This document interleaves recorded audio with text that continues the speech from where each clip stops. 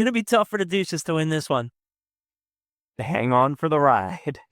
Welcome back to Solver Breakdowns, where we analyze real poker hands using tools like GTO Wizard and PioSolver. Today we're looking at a spot from the 3.5K Texas Poker Open.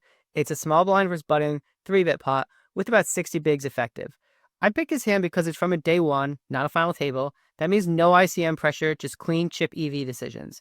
Also, feels like this 3K in Texas play a lot like mid-stake World Series of Poker events right around the corner, so it's a useful proxy. Smith, another hand he has to play that Deuces. This will get him back on track. Finally, he's got the goods. So onto the hand itself, we see a standard open with pocket twos from Smith on the button, and then Dean wakes up with King 5 suited in the small blind.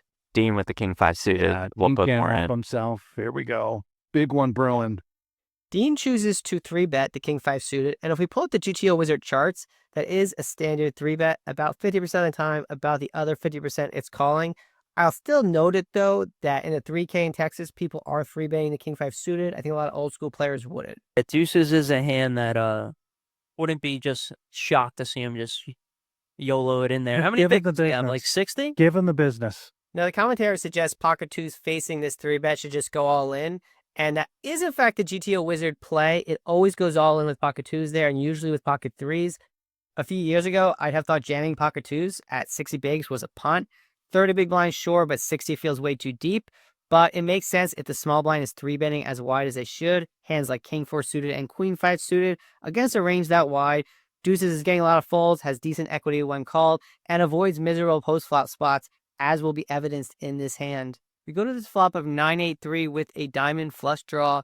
Let's pull up the ranges. We'll see most of the time neither player has anything. A lot of ace high, a lot of king high, because there's not a lot of made hands on the board, but a lot of draws. Obviously very wet with the diamonds and the Jack 10 straight, the 6-7 straight draw. It's obviously a great flop for the King 5 of diamonds. Dean leads at about 1/3 pot, but any sizing's good. Small sizing, big sizing, even checking with the intention of raising. You want a pure check raise in this spot. You have a great hand. You want to try to build both the pot size and fold equity. Now, we can't see what GTO Wizard will do in this spot because if you remember, it went all in pre-flop, so it does not have the hand here. But I can run a sim with similar ranges with pocket twos. We see it is a pure call against this small sizing and this draw-heavy board. We can't really fold any pairs. Now, this turn is a 3 of hearts, putting another flush draw out there, also pairing the board and showing that, while it can feel like pocket twos, pocket threes, pocket fours are all the same hand, we can see that pocket twos is the worst because it's most easily counterfeited. Now, another 8 or 9 on the river would make the hand playing the board. And that's why, after small blind checks, pocket twos is a hand that's frequently bet in the solver. Pocket threes, of course, is 4 of a kind, so is bet, but all the other small pairs are happy to check back and hope they're good at showdown, beat hands like king high.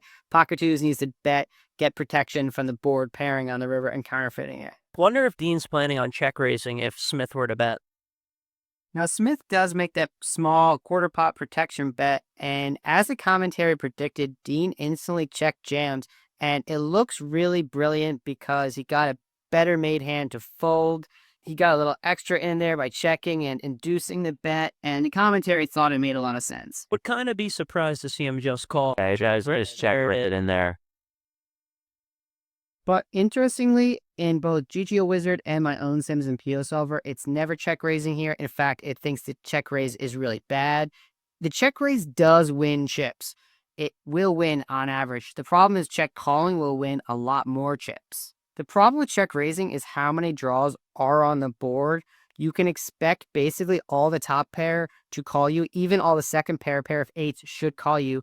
But I did node lock PioSolver to say, hey, let's say our opponent folds eights and it still thinks the check raise with King 5 suited isn't good. The thing about King 5 suited is it has about 38% equity, which is more than enough to call a quarter size pot bet. It's just going to win a lot.